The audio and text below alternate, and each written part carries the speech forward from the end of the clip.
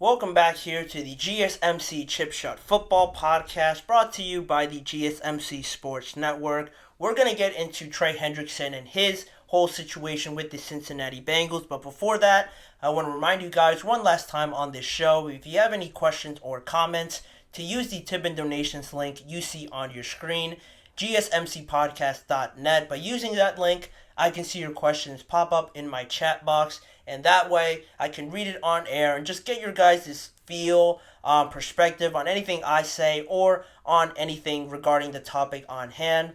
It's a massive help for this show as well as all the other shows across the network. So if you could please use the tip and donations link, GSMCPodcast.net. We greatly appreciate it anytime you guys are able to use that. But moving on with the show and the next topic on hand, Trey Hendrickson back at Cincinnati's practices this week. You know, the major talking point around Hendrickson and the Cincinnati Bengals after T. Higgins requested a trade. Then you have probably your best pass rusher also requesting a trade. And if you're a Bengals fan or just anybody covering the Bengals, you're sort of thinking like, whoa, what's going on? Why is everybody requesting a trade? How is it going to affect this season? But fortunately for the Bengals, it all sort of has just calmed down over the last few weeks. You know, I mentioned before on this episode, T. Higgins has sort of accepted that he's going to be on the Bengals. Then you have Trey Hendrickson not being too adamant, too strict on his point about wanting to leave. The biggest point about Trey Hendrickson is wanting that better contract, wanting that more long-term assurance that comes with a better contract. He requested a trade about a month ago now in an effort to try and get the new contract from the Bengals. And for now, he had been skipping Cincinnati's voluntary workouts until yesterday at the start of the week when the Bengals began Phase 2. And in his return, of course, like you would expect, a lot of local media was there, seeing Trey Hendrickson back in the building. Obviously, they're going to approach him and get his thoughts on where everything stands right now.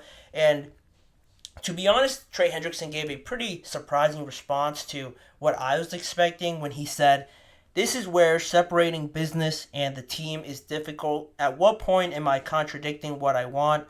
Long-term winning games, all those things are what I want to do here in Cincinnati, and removing myself from the team doesn't help the team." So he gave that response, and it wasn't really what I was expecting. Coming back to practice is one thing. Probably holding firm on your stance is the way I thought he was going to go. He signed that one-year extension last July to make $14 million this coming season, and then an additional $16 million in 2025. But as it stands right now, he wants that more long-term security with his deal. That's why he requested the trade. Why I wasn't expecting that sort of response, because that's something a lot of these players take very seriously. You know, football, I don't have to mention it, it's a very dangerous sport. It's something to not be taken for granted. And getting that long-term assurance is something most players, rightly so, want to do. Especially after Trey Hendrickson last season, being 29 years old, I want to say tied for second in the league for the most sacks with 17 and a half.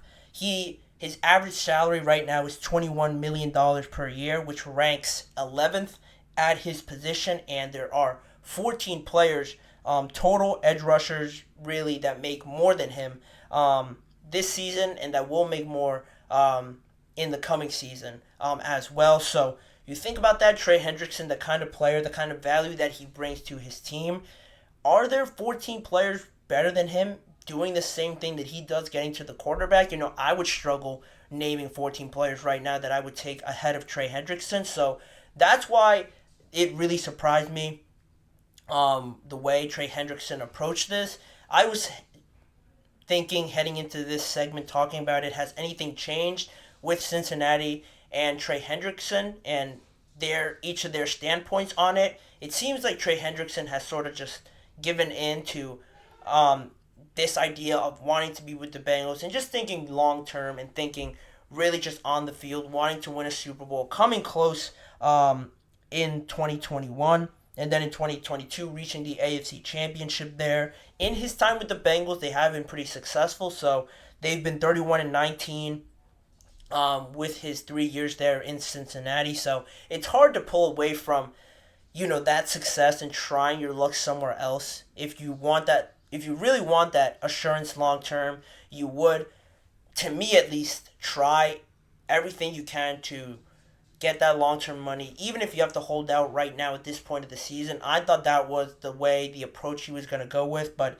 instead he comes back and really just put a bow on this whole mindset, his whole process of thinking in this situation by saying, my mindset is to win a Super Bowl, and I think we've got the quarterback and the pieces to do it here in Cincinnati. And that just shows everybody what sort of energy Trey Hendrickson is coming with this season, what he really values. And it is honorable, I guess, for a player. It's refreshing to see a player talk about it like this, because it seems now that when it comes to this point, when players are in a contract year or they want more money long term to assure their future, their health in the NFL and just playing football, it seems like it all just goes through the same process. You talk about it, you don't get what you want, then you threaten maybe holding out, you actually do it. You do it until the renegotiation process starts again. Then you sort of get into it, and if you get a good feeling about it, then you come back, and then the announcement is usually made after that by applying that extra pressure. But Trey Hendrickson really put that all to the side and put his dreams, his hopes of trying to win a Super Bowl above that. It is refreshing to see. You don't often see that, like I just mentioned, and it seems that he is more adamant about wanting to be there more than anything. And really tying it back with T. Higgins, it seems like he wants to be there more than T. Higgins at this moment. T. Higgins, although he did admit to just accepting he wants to play there in Cincinnati, I just think Trey Hendrickson talked about it with more passion and just showed that he really cares about a Super Bowl and winning it specifically with the Bengals. Whereas T. Higgins, I just think maybe he wasn't feeling it that day at his youth camp to answer questions to the media. At that point in time, it didn't seem like he really felt a need to answer that question with as much passion, but he seems more adamant about staying there, and age being a factor also, I think ties into Trey Hendrickson's response. He is 29, gonna be 30 this year. Maybe there does come that realization at some point where you think, wow, like I'm almost 30, how much more can I really go? How much better of an opportunity can I get to win a Super Bowl than the Cincinnati Bengals right now? I think that's a fair question to ask, and maybe Trey Hendrickson had that go through his head, maybe not, but that is something I think is important to point out here. If Trey Hendrickson came to that realization, maybe he just figured staying with the Cincinnati Bengals is something more. Again, with T. Higgins, he's 25 years old. He still has a lot more time than Trey Hendrickson in the NFL, most likely. So that is something that plays into it. And also, the other side of this, if it all goes bad, say there is no Super Bowl this year, T. Higgins plays on that franchise tag, and then he ends up leaving. Talking about worst case scenario, Trey Hendrickson decides to stay, doesn't push for that extra money, that extra long-term assurance. He stays, T. Higgins leaves, and they don't win a Super Bowl this year. Where does that put Trey Hendrickson in the list of needs for the Cincinnati Bengals? Because he will be 30 or 31 years old heading into next season.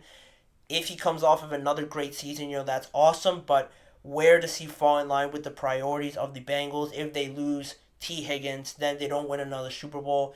Will he have the same leverage and same pushing points that he has this season coming off of a career year than he will next year? That's all up in the air. He could have a great year, he could not, but it is an unknown, and it is a risk I think it's worth pointing out at this moment. It's not a massive gamble because I do expect the Bengals to be good, but it is something to think about. Worst case scenario, if this goes south, how does that affect Trey Hendrickson getting another contract at all? It is something to monitor, and it is something to consider, I think. I'm sure Trey Hendrickson has thought about it, but I'm sure everything is being kept positive with him at this point in time, so nobody wants to think about that for the Bengals, but I thought it was interesting to bring up and something to watch as the Cincinnati Bengals head closer and closer to really ramping up the intensity, as are all the other NFL teams across the league. And in saying that, we will move on and talking about that intensity, how much of that was in place during the New England Patriots rookie minicamp. We had some impressions from Drake May. A lot of people were surprised by fellow rookie quarterback Joe Milton and his arm strength, and more just on the overall atmosphere around rookie minicamp for the New England Patriots and what their head coach Sherrod Mayo had to say as well.